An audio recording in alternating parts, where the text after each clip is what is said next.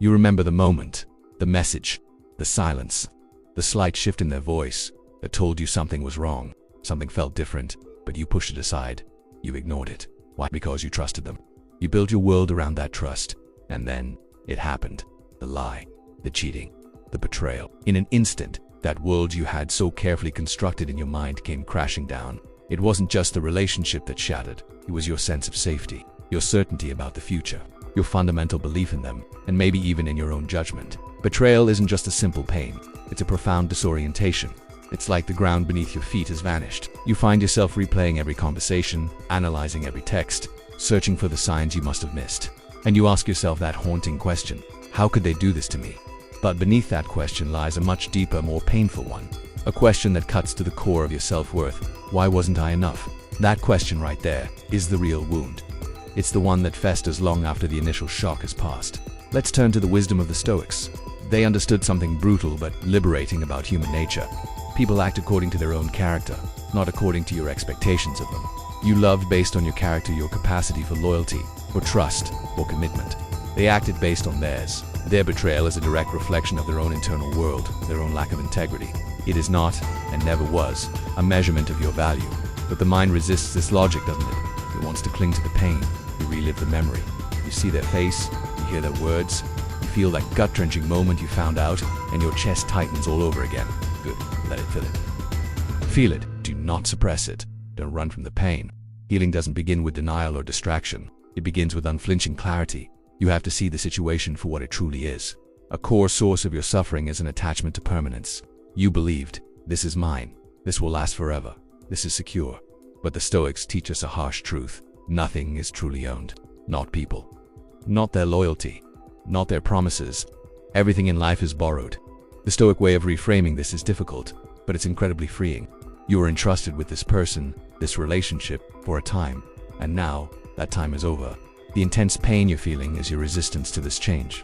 It is not, I repeat, not proof of your worthlessness. It is the friction of letting go of an illusion. Betrayal is a powerful teacher because it exposes illusions. The biggest illusion of all, that someone else could be the source of your stability. They can't. No one can. Your stability, your peace, your foundation must be internal. It must be built by you, for you. So, where do you go from here? What do you do now, in the midst of this wreckage? Here is the practical path forward. First, you must stop replaying the fantasy version of who they were. See them clearly, for who they have shown themselves to be. Strip away the romantic editing. Remove the filter of selective memory. Look at their actions, not their potential or your hopes for them. Clarity is your first step toward freedom. Second, separate what you actually lost from what you imagined losing. This is a critical distinction. Did you lose true, unconditional love, or did you lose the expectation of it? Did you lose your inherent value as a human being, or did you lose a source of external validation? Be precise with your language. Precision weakens suffering by defining its boundaries. The pain becomes manageable when you see it for what it is, not the monster your mind makes it out to be. Third, and most importantly, reclaim your control. You cannot control what they did. You cannot control what they say now to justify their actions. You cannot control who they choose to be with or what they do next. Trying to control any of that is a recipe for more pain. But what you can control is immense. You control your response. You control your standards moving forward. You control your very next decision. This is where your true strength begins. This is your power. Don't go chasing them for closure. So often, seeking closure is just another disguised attempt to control their narrative, to get them to see things your way, to validate your pain. True closure doesn't come from them, it comes from you. You create it by closing the door yourself. Here's a powerful exercise. Write down the truth. Not the emotional story full of what-ifs and should-haves. The factual truth. They acted in a way that broke your trust. You learned a valuable lesson about their character and your own attachments. Now, you adjust your life accordingly. It's that simple. It's that clean. A betrayal of this magnitude presents you with a choice. It can make you hard, bitter, and cynical, or it can refine you. It can burn away the parts of you that were dependent on others for your sense of self. Refinement is the Stoic path. This is your opportunity to raise your standards for who you allow into your life, to strengthen your boundaries so this never happens in the same way again, to train your discipline so you are the master of your own mind, not a victim of your emotions. Don't rush into distraction. Don't try to numb yourself with meaningless flings, excessive work, or any other escape. Sit with the discomfort.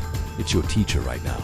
Observe it without judgment, the way the great Stoic Emperor Marcus Aurelius observed his own mind. He knew that our reactions to events, not the events themselves, are what causes suffering. Remember this: pain is temporary, your character is permanent. What matters is building a stillness inside of you that can weather any storm, an inner citadel that no one can breach. You were not destroyed by this, you were awakened. They did not take your value from you. They couldn't. They simply revealed your attachment to things outside of your control. And in doing so, they gave you an unintentional gift, the chance to become truly free. Now, you are free to build a life based on reality, not illusion. A life built on the unshakable foundation of your own character. Start building